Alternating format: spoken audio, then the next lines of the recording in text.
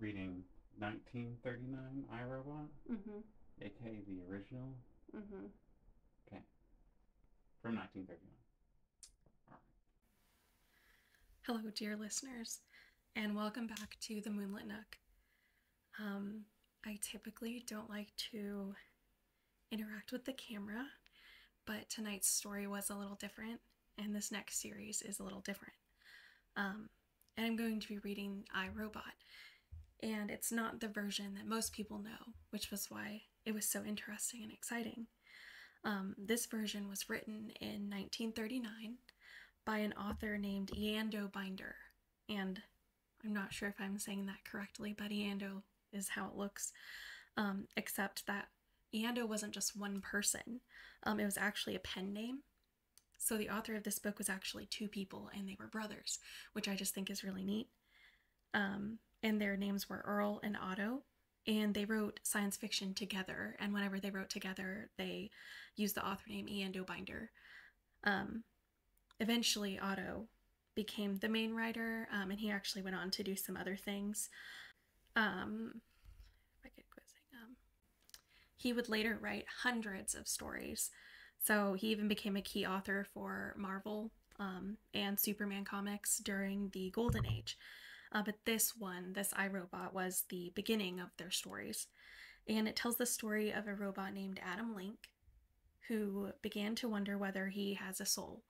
And somehow, in this moment in time, with everything that's going on, um, when we have like machines that are learning to speak and they're learning to mimic us and do the things that we can do, this story just feels more real than ever. And I found it in a quiet little reprint called Adam Link: The Complete Adventures.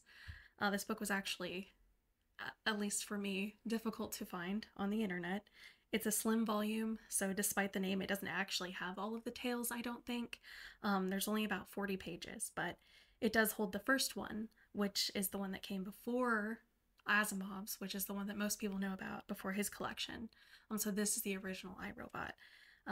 Yeah, so light a candle, get cozy, and let's read together this soft little echo from a long ago future.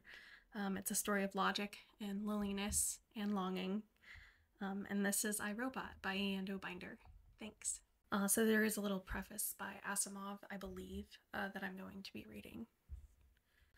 Adam Link is a fictional robot, made in the likeliness of a man who becomes self-aware and the protagonist of several science fiction short stories and novels written by Eando Binder.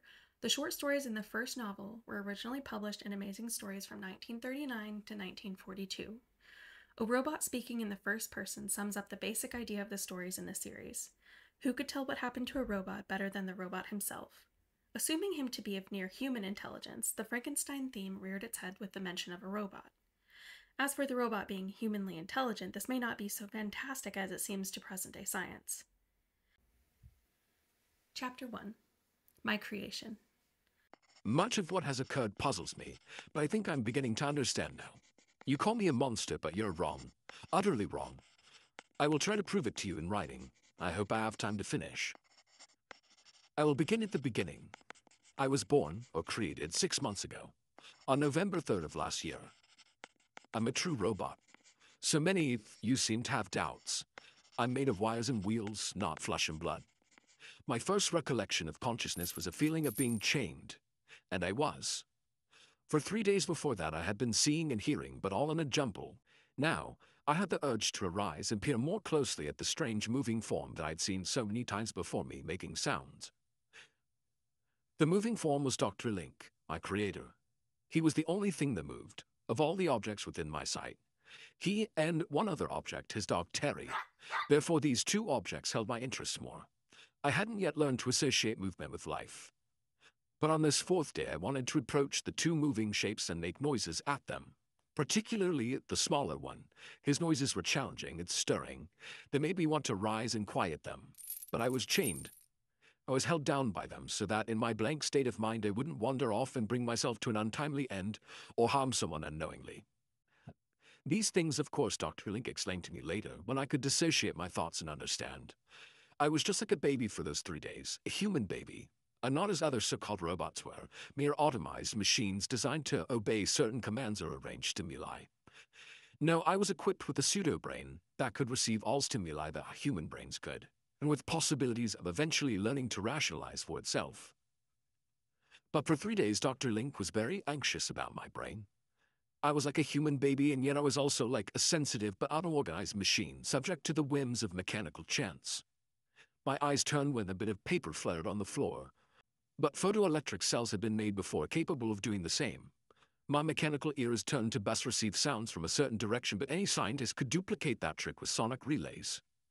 The question was, did my brain, to which the eyes and ears were connected to, hold on to these various impressions for future use? Did I have, in short, a memory?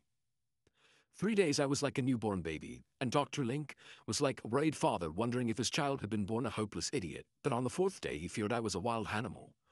I began to make rasping sounds with my vocal apparatus, in answer to the sharp little noises the dog made. I shook my swivel head at the same time and strained against my bonds. For a while, as Dr. Link told me he was frightened of me, I seemed like nothing so much as an enraged jungle creature ready to go berserk. He'd had more than half a mind to destroy me on the spot.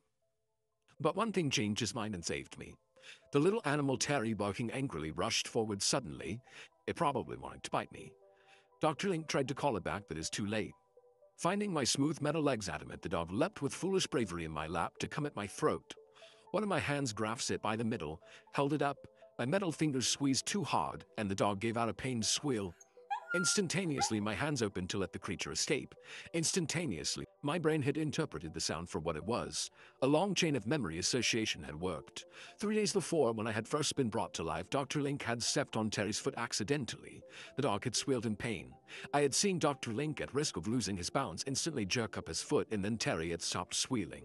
Terry squealed when my hand tightened, and he would stop when I untightened. Memory association, this thing psychologists call reflexive reaction, a sign of a living brain. Dr. Link tells me that he let out a cry of pure triumph. Yes! He knew at a stroke I had memory. He knew I was not a wanton monster. He knew I had a thinking organ, and a first-class one. Why? Because I had reacted instantaneously. You'll realize what this means later. I learned to walk in 3 hours. Dr. Link was still taking somewhat of a chance on binding my chains. He had no assurance that I would not blunder away like a witless machine, but he knew that he had to teach me to walk before I could learn to talk.